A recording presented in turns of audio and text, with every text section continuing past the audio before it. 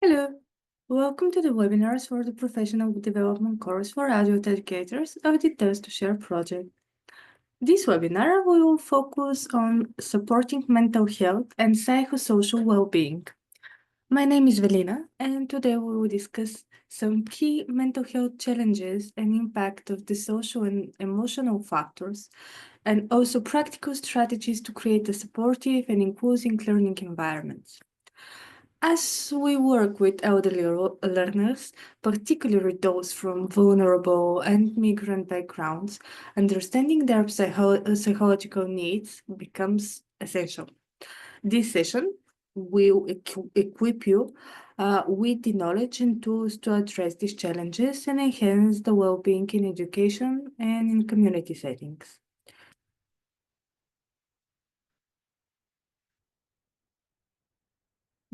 The module is designed to provide adult educators with strategies to support the mental health and well-being of elderly learners. Our main goals are to understand first the common mental health challenges faced by elderly women, including anxiety, depression, social isolation, and etc. Then to explore the impact of social and emotional factors on the mental health and well-being of the elderly women, and then to learn to create safe, inclusive spaces that promote positive mental health. Ultimately, this module is addressing how to recognize signs of mental distress and how to respond effectively. Through these strategies, we aim to empower adult educators to make more meaningful difference in the lives of elderly women, and especially those from migrant background. We're going to start with the understanding of mental health and well-being. Mental health, it's not just about the absence of mental illness, maybe you know already that, but it also captures emotional, psychological, and social well-being inside of it. It affects basically how people think, how feel, how interact with others, shaping their ability to handle life challenges and function in the way that they want to function. So, for elderly individuals, maintaining mental health is particularly important as they navigate transitions such as retirement, which is one of the biggest challenges in terms of transitions in late adulthood. They often experience loss of loved ones, and often the physical health changes accompany their lives, so they must adapt and build resilience, which also requires a lot of mental resources. Social and emotional support in these transitions, in these ultimate challenges, play a critical role, ensuring their overall quality of life.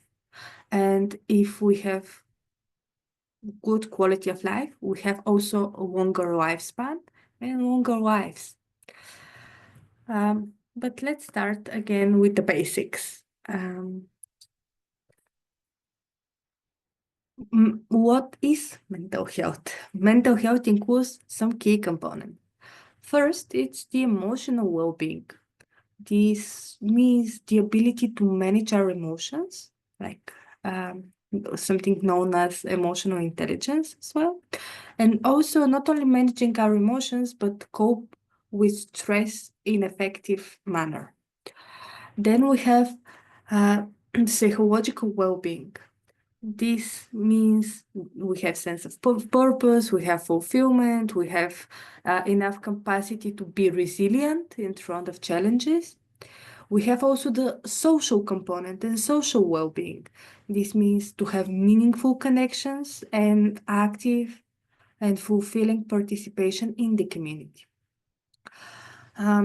As adult educators, we can play a significant role in strengthening these aspects by fostering inclusive, supportive environments where elderly women can feel valued and connected. In general, elderly individuals, and especially women, often face significant mental health challenges. With age, depression often becomes not so recognized. In the population, many elderly people face depression, but they do not recognize it as part of their mental well-being. However, they think that it's let's say, natural or consequential, normative part of life, which is not. I mean, depression, it's not normative. And depression can come from very, very big variety of factors, including our personal vulnerability to mood disorders, or it can be a result of loneliness, loss of loved ones, or one of the major factors is actually health issues that we may have, and this can contribute to the development of depression at a later age. Then we have anxiety. All the anxiety disorders can be part of our late adulthood, often caused by external stressors, but also internal vulnerability. And the external stressors here include the uncertainty, the financial stress, or just simple fear of the future. Again, I need to mention that there is also internal vulnerability as genetic component and as the way that environment shaped our lives and our experiences.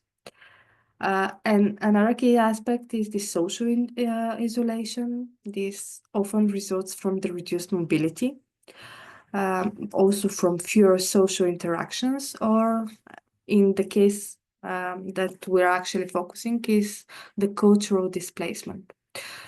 Here we need to know that at later age, people, like elderly people, generally prefer quality of their interactions over quantity. That means that even that their social circle can be very small, they still can have very meaningful connections which contribute to the overall well-being of the individuals. And to that picture, migrants face additional stressors.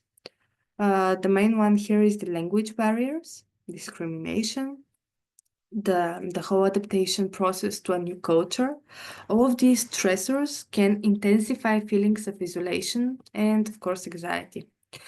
Recognizing these challenges help us provide better support and create environments that nurture, support the well-being of the elderly women and elderly population in general. Yes.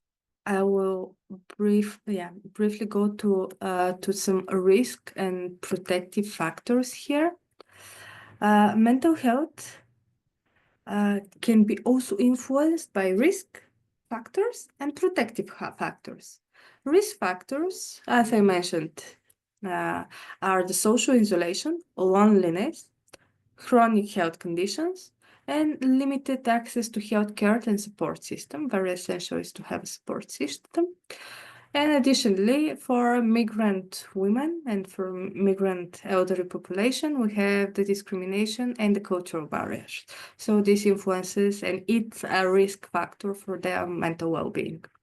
And then we have the protective factors, factors that are positively contributing to their mental well-being. One of which is the supportive community programs. This project aims to create such. Opportunities for social engagement, again, storytelling. The need for self-expression is quite strong at the later age. The access to mental health and social services is also a very big protective factor. So by fostering those factors, by strengthening those factors, we can also strengthen the mental resilience and well-being among the elderly learners. They can be encouraged to participate in the communities, to express themselves, to form meaningful connections, which it might be hard given the language barriers and cultural barriers, but still, it's very essential, very key and crucial point of building up like more holistic strategy for well-being and empowerment. So why mental health matters in community education? Adult education has tremendous role in promoting well-being. The educators actually can create safe spaces where elderly women feel heard, feel the respect, feel valued. Then the educators also can encourage the self-expression through storytelling, through creative workshops, through group discussions. And as I mentioned, it's easier in other webinars, it's easier to start with group discussion, to spark a conversation, to spark an interaction, and then to move to more personal ways of expression, such as storytelling, and such as showcasing our creativity and our own personal narrative that influenced our experience in life. Then the educators actually can facilitate the community involvement so they can reduce the social isolation. If we don't have some form of structured interaction, it's like with some kind of purpose, it's very hard to trigger, to inspire, or to attract and basically lure elderly people to be part of something bigger, as they face many barriers, inner and external, like here we speak for diverse set of barriers, to go and join without fear some community events or some community programs and etc. So for migrant elderly women, one of the things is when we celebrate cultural heritage, while building bridges to new communities, it's very, very vital. Basically, while we acknowledge the culture that they bring with them, we also need to open new roads to connect that culture with their current life, with their current reality, with the culture that they're placed now in. We can also help them integrate in this way while maintaining their identity and their own traditions, which are part of their own self-concept and their own self-understanding. They are integral part of that. Now we're gonna focus more on some strategies, how we can actually do that as educators, and how actively we can support mental health in our learning environments. What we're going to focus on is creating a supportive environment, encouraging social connections, implementing practical activities for well-being, and again, key component is recognizing and responding to signs of distress.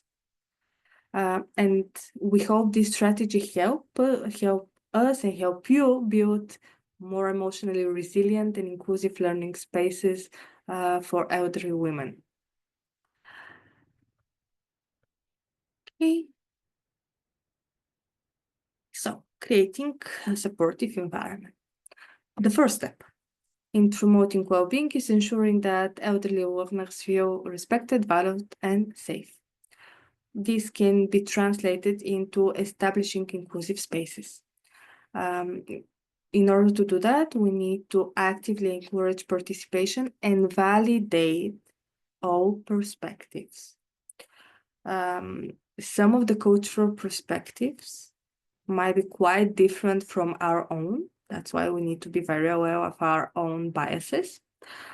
But we need to validate that each and every experience, the way it is experienced and felt, matters, and it's a valuable source of information, valuable source of building our view of life in general. Then another component of creating supporting environment is to reduce the stigma.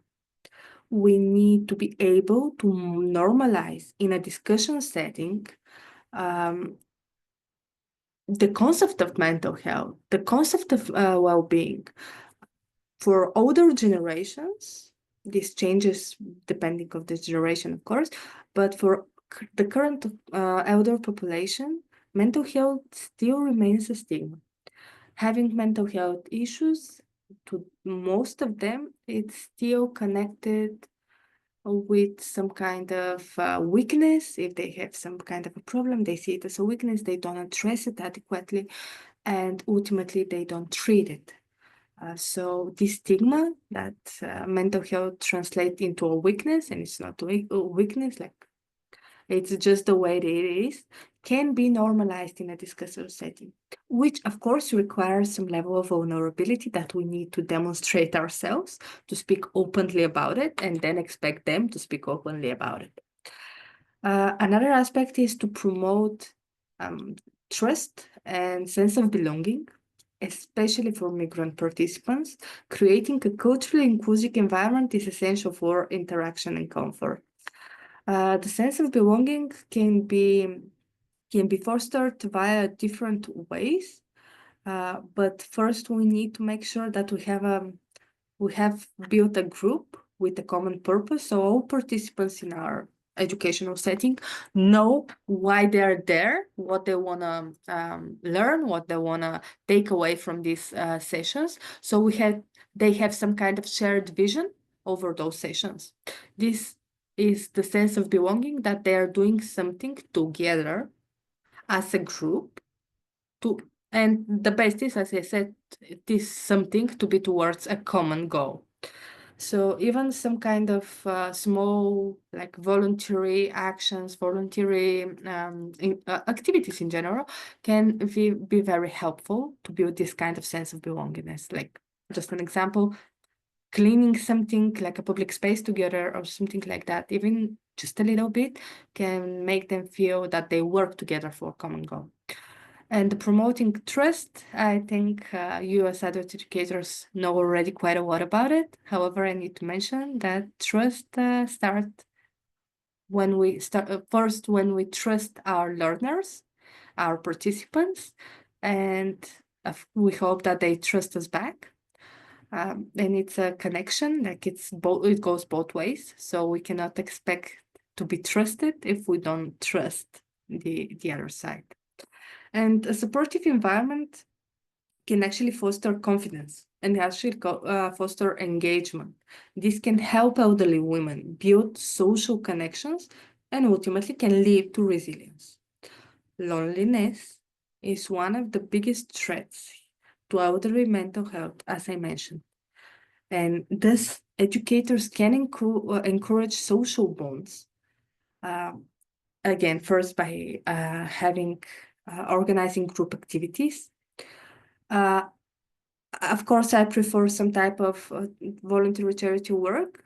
Personally, I prefer that. However, what also works is having book clubs, storytelling sessions on given topics, or creative workshops, somewhere where they can learn and also where they can express themselves. Because it's not like high school students.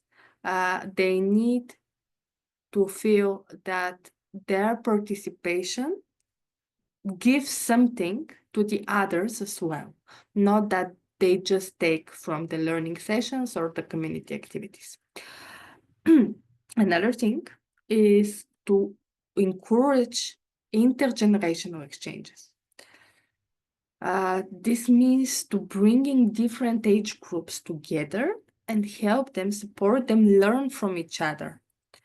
And we can also, again, foster a sense of community. Again, local initiatives, in my personal view, work best. Volunteering programs and anything that is valued by the community and is for the good of community. When elderly learners feel socially connected, their mental health improves significantly because they have a sense of purpose, they have a sense of belongingness, so they belong to a group, and they feel that they bring something and give something. And this generativity is a key to the adult, to the adult well-being, like especially for the seniors. Then we can now talk a little bit more about the practical activities for well-being. We as adult educators can introduce very simple yet powerful activities to support the emotional well-being. Mindfulness and relaxation techniques, it's just the basics, but it almost always works. This could include breathing exercises, guided visualizations, gentle movement exercises. It's always good to lay the ground with such techniques, and I'm a big fan of those. Then another thing that we can do is to have gratitude practices. Very good strategy when we're dealing with migrant women and hosting communities, because often this is seen as one-way direction, that hosting communities give something to migrant women and they should be grateful, and of course most of them are, and this is the semi-healthy dynamic here.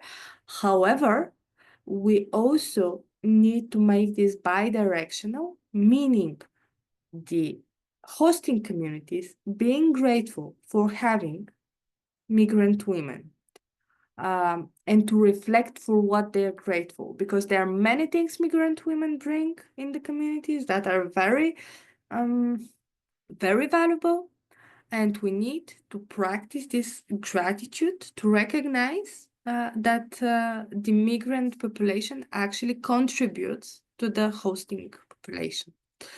And this can happen when we ask them to reflect on positive experiences and to share moments of joy. Joy always works. We can also have active listening and empathy exercises, which promote open dialogue, peer support. Like every time when we ask for such empathy sessions and exercises, there are so many beautiful results coming out, and people are able to connect on a deeper level. In general, those activities reduce stress and promote the emotional resilience aspect. And what I mentioned as last point is the ways to recognize distress, signs of distress in elderly women from migrant background. Here, what we can use is some key indicators. First, when we see withdrawal from social interactions, that could be a sign. If we see a very big variations in mood changes, especially in elderly people, depression. Also, this is also valid for adolescents, but depression expresses itself not just in low mood, consistent low mood, but irritability. However, this could be also sign of some of the neurodegenerative disorders.